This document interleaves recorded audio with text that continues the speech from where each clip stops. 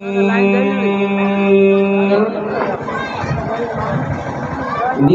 الله الرحمن الرحيم.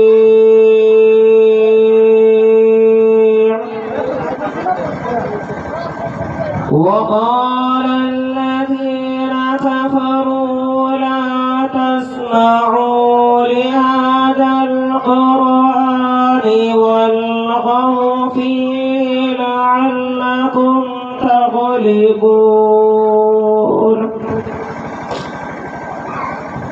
فلنذيقن الذين كفروا عذابا شديدا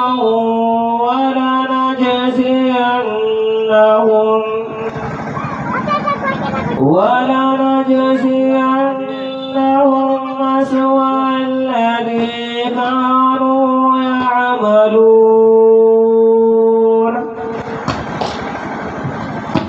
ذلك جزاء أعداء الله النار لهم فيها دار الخلد جزاء بما كانوا بآياتنا يجحدون.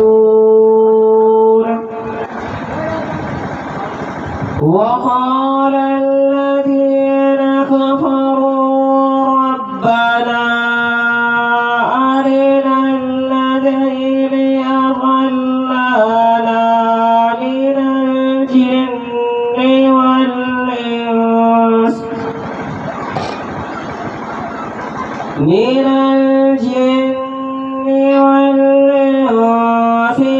نجعلهما تحت أقدامنا ليكونا من الأسفلين.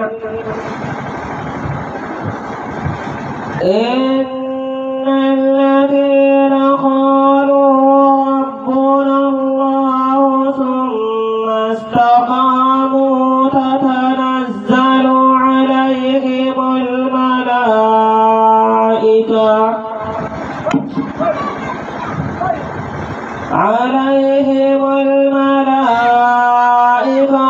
ألا تخافوا ولا تحزنوا وأبشروا بالجنة التي كنتم توعدون. نحن أولياؤكم في الحياة الدنيا وفي الآخرة ولكم فيها ما تشتهي أنفسكم ولكم فيها ما تدعون.